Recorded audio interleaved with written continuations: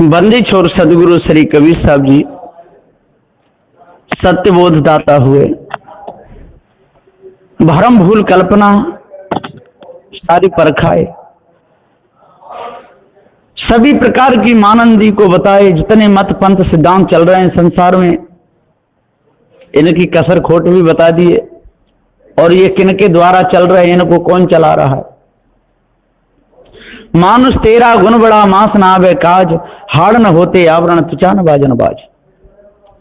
सदु दे कहते हैं जो मोई जाने ताय में जानो, लोक वेद का कहा न मानो। ये सारी कला कल्पना है मनुष्य की, और तुम्हारी नहीं तो तुम्हारे अनुज की। जितनी भी कारीगरी हो रही है सारे संसार में मनुष्य कर रहा है। जितने यंत्र बनाए जा रहे हैं ये सब मनुष्य ने बनाए, और जितने मठ मंदिरों में कारीगरी दिख रही है ये सब मनुष्यों की है। मथुरा वृंदावन नंदगाम बरसाने कहीं पर भी जाकर देख लो, कारीगर है तो मनुष्य है, कारीगरी कर रहा है तो मनुष्य कर रहा है। कहीं झंडा फहरा रहा है तो मनुष्य फहरा रहा है। एवरेस्ट की चोटी पे जाकर के झंडा लगाया मनुष्य ने लगाया। जो भी कर रहा है सारे संसार में ये मनुष्य कर रहा है।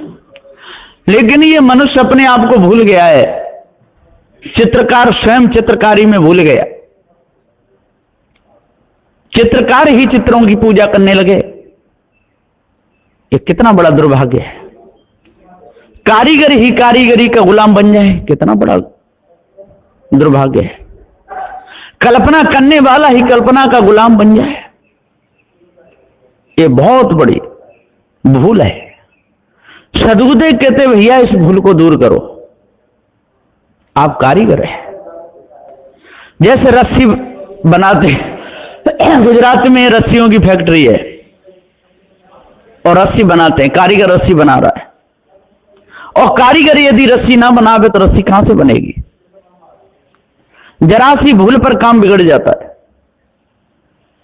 कितना बड़ा कारीगर हो और जरा भी नजर इधर उधर हुई तो उसका पूरा काम ही बिगड़ जाता है।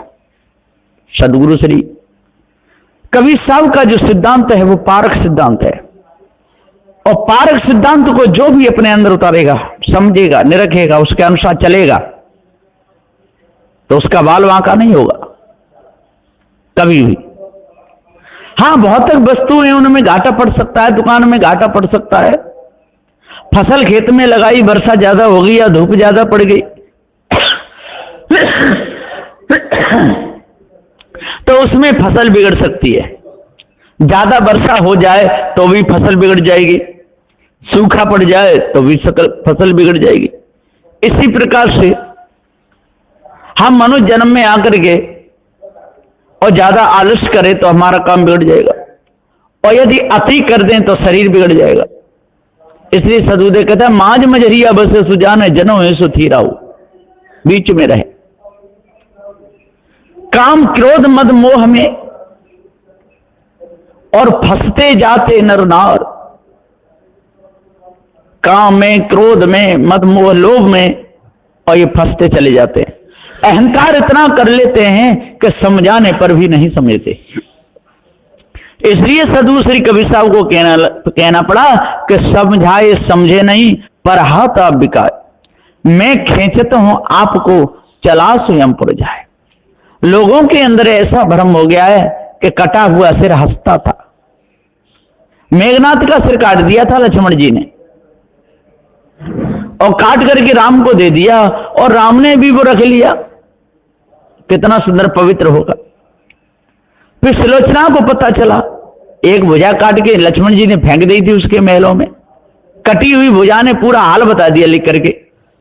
कैसी कैसी ये झूठी मानंदी। जब बताया तो सुलोचना बहुत रोई और रावण के पास में गई। रावण बोला कोई बात नहीं, मेरा बेटा वीर गति को प्राप्त हो गया। उन्होंने कहा कि मेरे पति का सिर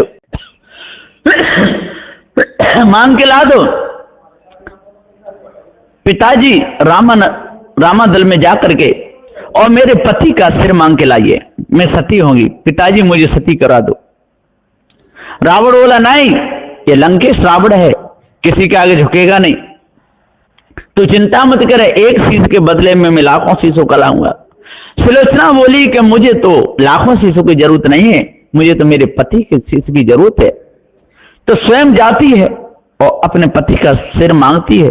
राम जी कहते हैं, क्या बात है बेटी कि मैं सती होंगी, कि क्या प्रमाण है कि आप सती होगी? तो आपके पति का कटा हुआ सिर हंसना चाहिए, तब हम देंगे, नहीं तो नहीं। तो उसने अपने पतिव्रत धर्म के बल पर और मेघनाद का और कटा हुआ सिर हंसा दिया। ये कितनी बड़ी भूल है, तब दिया सिर। ऐसे ऐसे पागलपने में सारा संसार भूला हुआ है। ये बहुत बड़ा पागलपन है। ये सारे के सारे धोखे में अपने समय को निकाल रहे हैं। सदगुरु श्री कबीर साहब जी कहें, भैया इस धोखे में नहीं रहना है ना। बर्बरी का कटा हुआ सिर हंसता था, उसने अपना सिर दान में दे दिया और सिर भी वो एक छेकुर के वृक्ष पे टांग दिया। वो विजय नहीं होने देता था महाभारत में। ऐसी ऐसी बातें लोगों ने लिखी है। अश्वत्थामा अभी तक जिंदा है, डोल रहा है। अरे जीव तो जिंदा है ही, कहीं ना कहीं जाकर के शरीर धारण करेगा, लेकिन वही शरीर से अश्वत्थामा भी डोल रहा हो, ये सारी बेकार की बात है ना। मध्य प्रदेश में जिला बुरहानपुर में एक पहाड़ है, उस पर कहते हैं अश्वत्थामा डोलता रहता है। असीरगढ़ का पहाड़ कहते हैं उसको, वहां पर रहता है अश्वत्थामा। और किसी पर उसकी नजर पड़ जाए तो समझ लो कि वो पागल हो जाता है। ऐसी ऐसी बातें लिखी हैं चमत्कारी धोखे की। इस धोखे में पूरा सारा संसार जा रहा है। सदगुरु श्री कबीर साहब जी कहते हैं, भैया धोखे में मत फंसो। धोखे में बड़े बड़े ज्ञानी, बड़े बड़े ध्यानी चले गए, बड़े बड़े तपेश्वरी चले गए। नारद जैसे धोखे में गए, विश्वामित्र जैसे धोखे में गए। ये सबके सब धोखे में फंसे रहे। इन किसी को भी अपने स्वरूप का ज्ञान नहीं हुआ। विष्णु को भी नहीं हुआ, राम को भी नहीं हुआ, कृष्ण को भी नहीं हुआ। ये सब के सब चले गए। आज भी ऐसे ऐसे लोग हैं संसार में कि सत्य बात को मानने के लिए तैयार नहीं, झूठी मानंदी दौड़ रहे हैं। उनकी कृपा से ऐसा हो गया, उनकी कृपा से ऐसा हो गया, हमारे पास कुछ भी नहीं था, उनकी दया से हो गया। कबीर पंथ में भी ऐसे लोग घुस गए। तो सदगुरुदेव जी पुकारे कहते हैं कि इस प्रकार से धोखेबाज बहुत हैं संसार में। धोखा दे दे करके पूरे संसार को बर्बाद किया लोगों ने। जब तक हम अपने आप को नहीं जानेंगे, जब तक भ्रम में ही भूले रहेंगे, ये भ्रम हमको नचाता रहेगा। भ्रम में सारा संसार नाच रहा है। बड़े बड़े ज्ञानी, बड़े बड़े ध्यानी और भ्रम में भूले रहते हैं। कोई किसी की पूजा करता है, कोई किसी की पूजा करता है, कोई किसी की पूजा करता है, कोई गाय की, कोई किसी की, कोई बंदरों की, कोई चींटियों की। लेकिन मनुष्य होकर मनुष्य की पूजा करने में शर्म लगती है ना। माता पिता गुरुजनों की सेवा करने में शर्म लगती है। ये बहुत बड़ा भ्रम है, बहुत बड़ी भूल है। और जो इस भूल को अपने अंदर से निकालेगा वही मनुष्य बन सकता है। और बिना पारखी संतों की दया के ये भूल मिट नहीं सकती है। बहुत भारी भूल है। भ्रम दीवानी दुनिया पिया पिया बोले रे, एक दो की चली का हजारों बता दे। पागल हो जाते हैं। जिस समय देवी मैया की पूजा होती है और उस पर यात्री लोग जाते हैं और जब मंदिर के पट खुलते हैं तो ऐसे गिरते हैं पशुओं की तरह, और जो गिर गया वो तो समझ लो गिर गया, तर गया वो तो फिर माता उसको बिल्कुल कर देती है साफ। तो सदगुरुदेव जी कहते अपने आप को जानो, भ्रम को मिटाओ, और काल पीर उन्हीं की मिटेगी जिनके दृढ़ वैराग। भूल को मिटा करके पार की संतों की शरण में लग करके हृदय की कालमा दूर करनी चाहिए, तब पूर्ण शांति मिलेगी।